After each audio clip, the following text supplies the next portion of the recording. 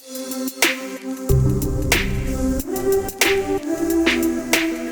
अभी तक हम सब क्या देख रहे थे? ट्रिग्नोमेट्रिक फंक्शन का आउटपुट अलग अलग क्वाड्रेंट में पॉजिटिव होता है या निगेटिव होता है। अब हम बात करेंगे डोमेन के अंदर का। डोमेन में क्या डालते हैं हम सब? एंगल रेडियन में, नहीं तो डिग्री में। कहाँ से आया है? कोऑर्डिनेट सिस्टम से। कोऑर्डिनेट सिस्टम बना लिए। एक रे दिया हुआ है अगर 0 a, ठीक है। एक अगर रे दिया हुआ है थीटा एंगल पे, इसको हम सब 360 एंटी क्लॉकवाइज रोटेट करें या क्लॉकवाइज रोटेट करें, दोनों कंडीशन में रे इसी पोजीशन में वापस आ जाएगा। यहां से क्या पता चला? दोनों कंडीशन में एक्स वाई कोऑर्डिनेट 360 डिग्री के बाद रिपीट हो जाता है। अब एक्स वाई कोऑर्डिनेट अगर रिपीट हो रहा है, हम सब साइन थीटा क्या पढ़े हैं? Sine theta is equal to y by 1 और cos theta is equal to x by 1। ये हाइपोटेन्यूज 1 यूनिट का है। Sine theta y, cos theta x। हर 360 डिग्री रोटेशन के बाद एक्स वाई कोऑर्डिनेट रिपीट हो रहा है। एक तरह से हम सब लिख सकते हैं sine 360 degree is equal to sine 0 degree. 360 के बाद वापस यहाँ आ गया। फिर से हम सब एक और बार रोटेट कर गए पूरा 360 डिग्री।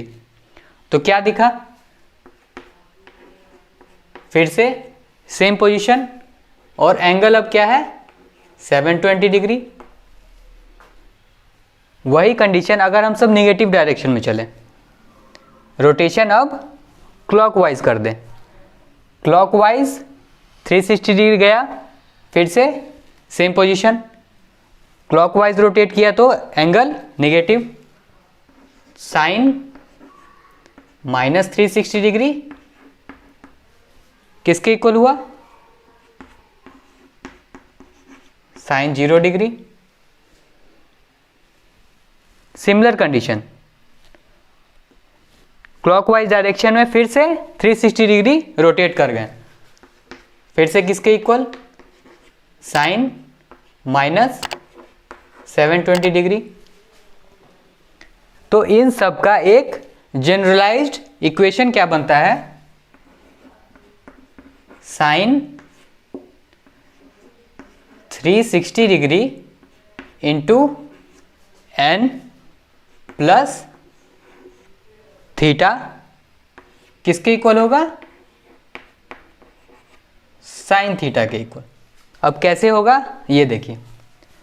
0 डिग्री पे साइन थीटा पूरा रोटेट कर गए, वापस से same position plus theta. 360 degree के बाद रोटेशन फिर से रिपीट प्लस थीटा इक्वल हो गया साइन थीटा के। अब 360 डिग्री को और क्या लिख सकते हैं रेडियन में? 2 पाई। तो इससे रेडियन का जनरलाइज्ड फॉर्म क्या आ गया? साइन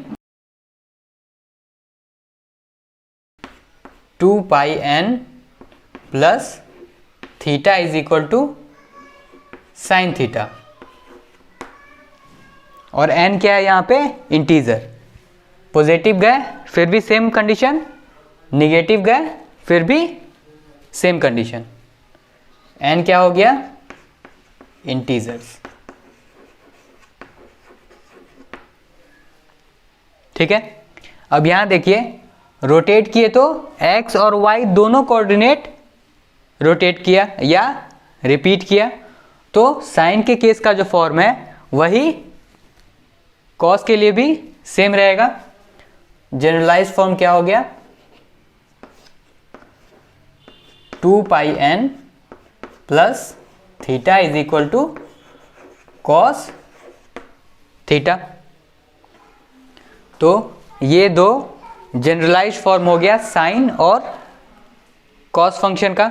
यहाँ की कंडीशन से क्या दिखा, हमारा थीटा या रेडियन इनफाइनाइटली बढ़ता जा रहा है पॉजिटिव और निगेटिव डायरेक्शन में, लेकिन जो वैल्यू है एक्स एंड वाई वो 360 डिग्री के बाद रिपीट हो रही है।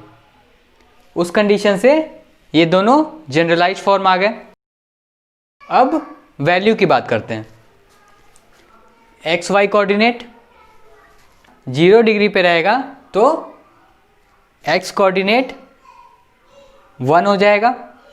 एक तरह से एक्स कोऑर्डिनेट और रे दोनों एक हो जाएंगे। उस कंडीशन में एक्स क्या हो गया 1, कॉस 0 डिग्री पे एक्स का वैल्यू 1 और वाई का वैल्यू 0, तो साइन 0 डिग्री 0 होता है, कॉस 0 डिग्री 1 होता है। थीटा को बढ़ा रहे हैं, एक्स कोऑर्डिनेट कम हो रहा है, वाई कोऑर्डिनेट बढ़ रहा है। तो उस कंडीशन से यहाँ से बढ़ता हुआ 90 डिग्री पे जब पहुँचता है तो पूरी वाई कोऑर्डिनेट और एक्स कोऑर्डिनेट 0 हो जाता है। तो यहाँ से क्या पता चला, अब 90 डिग्री पे पहुँचे तो वाई कोऑर्डिनेट 1, एक्स कोऑर्डिनेट 0, तो 90 डिग्री पे साइन 90 1 हो जाता है और कॉस 90 0। अब देखिए एक्सिस पे जो एंगल होता है उसको क्वाड्रेंट एंगल कहते हैं। दूसरे टर्म में क्या कह सकते हैं, integral multiple of π/2। Quadrant angle क्या हुआ, angle with integral multiple of π/2। 90 degree का जो इंटीग्रल मल्टीपल होगा उसे क्वाड्रेंट एंगल कहते हैं। जैसे π/2 इंटू 2 पाई मतलब 180 भी एक क्वाड्रेंट एंगल। सिमिलरली 270 डिग्री या 3π/2 वो भी क्वाड्रेंट एंगल। उसके बाद 4 से अगर मल्टीप्लाई कर दिए तो 2π। तो ये चारों axis positive y, negative y, negative x और पॉजिटिव x, चारों एक्सिस का जो एंगल बनता है उसे क्वाड्रेंट एंगल कहते हैं। और इन सब के बीच में क्वाड्रेंट, हम सब 90 डिग्री तक पहुंच गए। अब 90 डिग्री से आगे चलते हैं। 90 डिग्री से आगे बढ़ रहे हैं, x coordinate negative, y coordinate positive. एक तरह से सेकेंड क्वाड्रेंट में कॉस थीटा निगेटिव होगा और साइन थीटा पॉजिटिव। इस पोजीशन से आगे अगर बढ़े सरकमफेरेंस पे, मतलब एक तरह से रे और रोटेट किया, इस पोजीशन पे x और y दो कोऑर्डिनेट होंगे, x निगेटिव डायरेक्शन में, y पॉजिटिव डायरेक्शन में। धीरे धीरे 180 डिग्री की तरफ पहुंचे। इस पोजीशन पे क्या दिख रहा है, हमारा जो y कोऑर्डिनेट था वो घट रहा है, x कोऑर्डिनेट 90 डिग्री पे 0 था वो बढ़ रहा है। तो अब ये एंगल जब 180 डिग्री के पास पहुंचे, 180 डिग्री के पास x कोऑर्डिनेट माइनस में, एक तरह से निगेटिव -1 यूनिट देगा। तो cos 180 डिग्री या cos पाई क्या हो गया, cos होता है x/1। यहां से स्टार्ट किए 1, 1 से 0, 0 से फिर -1, तो cos 180 डिग्री होगा -1। वही साइन का कंडीशन, यहाँ 90 डिग्री पे 1 था, नीचे आते आते इस पोजीशन पे x कोऑर्डिनेट 0 हो जाता है, तो साइन 180 डिग्री हो गया आपको 0। अब आते हैं थर्ड क्वाड्रेंट में। थर्ड क्वाड्रेंट में एक्स और वाई दोनों एक्सिस नेगेटिव, एक्स एक्सिस भी वाई एक्सिस भी। यहाँ पे सिर्फ दो ट्रिग्नोमेट्रिक फंक्शंस पॉजिटिव होंगे, tan और cot। यहाँ से आगे बढ़े, क्या दिख रहा है, एक्स एक्सिस अगर पॉइंट यहाँ पे हो तो एक्स कोऑर्डिनेट कम हो रहा है नेगेटिव डायरेक्शन में ही, लेकिन धीरे धीरे जीरो की तरफ जा रहा है। और जो वाई कोऑर्डिनेट है यहाँ जीरो था, अब धीरे धीरे बढ़ रहा है निगेटिव डायरेक्शन में। ठीक है,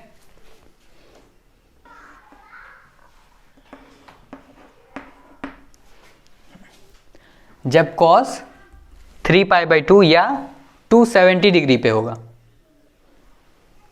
cos मतलब x एक्सिस जीरो हो गया, तो cos 270 डिग्री फिर से जीरो। वहीं साइन का कंडीशन देखें, साइन क्या होता है, y coordinate, sine 270 degree y coordinate minus में 1 हो जाएगा, sine 270 degree is equal to -1। ठीक है, अब आते हैं फोर्थ क्वाड्रेंट में। इस पोजीशन से पॉइंट आगे बढ़ा, एक तरह से रे कहीं यहाँ आ गया, x positive y negative, y coordinate negative direction में ही जीरो को अप्रोच कर रहा है। ठीक है, y कोऑर्डिनेट साइन थीटा के इक्वल, साइन वापस 0 डिग्री पे आ गया, साइन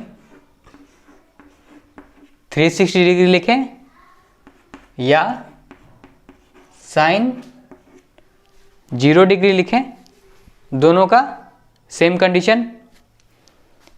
यहाँ पे था -1, वापस 0 पे आ गया।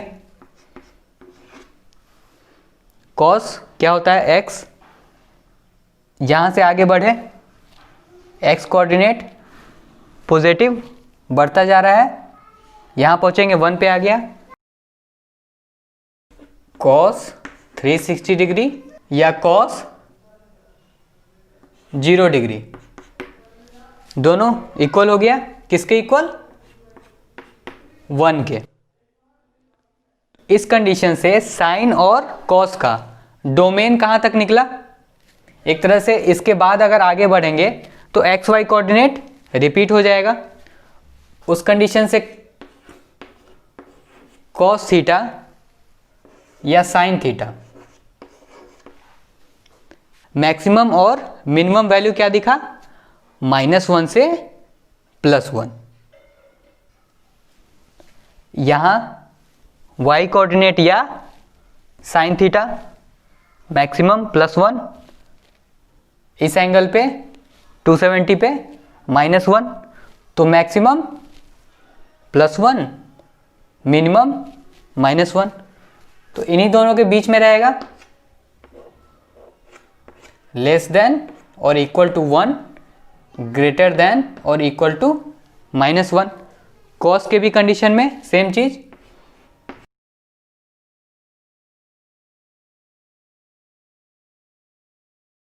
दोनों का सेम कंडीशन। अब आते हैं वैल्यू पे, यहाँ क्या दिख रहा है, 0 डिग्री पे साइन 0 होता है, फिर 180 डिग्री पे साइन 0 होता है, फिर वापस 0 डिग्री। एक तरह से साइन 0 डिग्री कहें या 0 रेडियन, ठीक है, सेम चीज। 0 रेडियन पे 0, पाई रेडियन पे फिर से साइन 0 हो गया,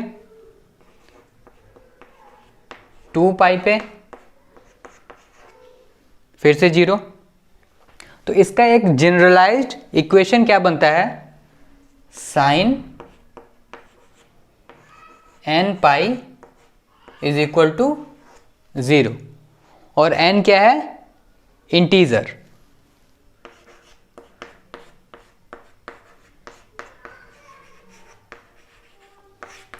एक तरह से कोई भी इंटीजर पुट करके देखिए, सब कंडीशन में इस फॉर्म में साइन 0 होगा। n मान लेते हैं -1 है, तो साइन -पाई, यहाँ पे अगर है तो -पाई मतलब निगेटिव डायरेक्शन, क्लॉकवाइज रोटेशन, यहाँ पे आ गया वापस 0 हो गया। तो सारे इंटीजर के लिए ये एक जनरलाइज फॉर्म है, sine n pi is equal to 0 होगा। अब कॉस का केस देखते हैं। कॉस कहाँ कहाँ 0 हो रहा है?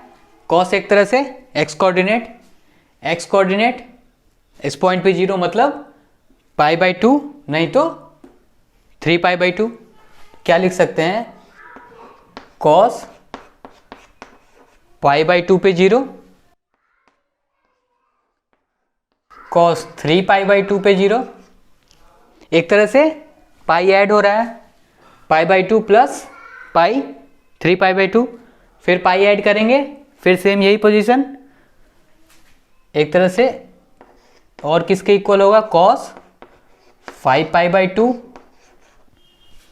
अब यहाँ ऊपर का टर्म देखिए, पाई के साथ 1 लगा हुआ है ऑड नंबर, 3 के साथ भी सेम कंडीशन, ये भी ऑड नंबर, 5 ये भी ऑड नंबर। अब किसी ऑड नंबर को किस फॉर्म में लिख सकते हैं? 2n + 1 इस फॉर्म में आराम से लिख सकते हैं। तो कॉस का जनरलाइज फॉर्म क्या बना? कॉस 2n + 1 π/2, जिसमें n क्या है? इंटीजर, ठीक है, वेयर n इज इंटीजर। तो यहां से साइन का और कॉस का दोनों का जनरलाइज फॉर्म मिल गया, जहां पे वैल्यू 0 होता है। कॉस का जनरलाइज फॉर्म ये हो गया, साइन का जनरलाइज फॉर्म, और दोनों के लिए सेम कंडीशन, n हमेशा इंटीजर होगा। यहाँ तो कंडीशन आ गया साइन और कॉस का। अब बाकी ट्रिग्नोमेट्रिक फंक्शंस, tan हो गया, cot हो गया, कॉसेक हो गया या सेक हो गया। अब उन सब फंक्शन के बारे में देखते हैं। अब आते हैं साइन और कॉस के बाद बाकी जो ट्रिग्नोमेट्रिक फंक्शंस हैं उस पे देखते हैं। tan थीटा क्या होता है? Sine theta by cos theta, sine theta by cos theta. एक तरह से एक रेशनल फंक्शन है। रेशनल फंक्शन का क्या कंडीशन होता था? नीचे का टर्म 0 नहीं होना चाहिए। अभी हम सब कॉस के लिए क्या कंडीशन देखें? 0 कहाँ कहाँ था? थीटा जब 2n + 1 × π/2, थीटा जब इस फॉर्म में था, कॉस थीटा 0 था। तो इस कंडीशन को छोड़ के tan थीटा बाकी सारे कंडीशन के लिए फंक्शन बनाएगा। tan थीटा कब डिफाइन होगा? जब नीचे वाला टर्म 0 नहीं होगा। डोमेन क्या होता है? एक तरह से एलिमेंट हम सब डाल रहे हैं थीटा। तो tan थीटा कब डिफाइन होगा? When theta is not equal to 2n + 1 π/2। Theta इस फॉर्म में नहीं रहेगा तो tan थीटा डिफाइंड होगा फंक्शन के केस में, वेयर n क्या है? इंटीजर।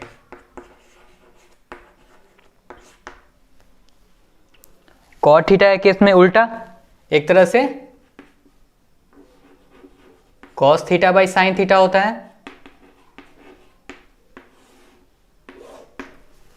इसके कंडीशन में साइन थीटा 0 नहीं होना चाहिए। साइन थीटा 0 कब होगा? साइन n पाई के केस में। तो theta is equal to n pi का केस हटा देंगे, cot थीटा बाकी सब जगह डिफाइंड हो गया। ये tan थीटा का कॉट थीटा का हो गया theta not equal to n pi, जिसमें एन क्या है, इंटीजर।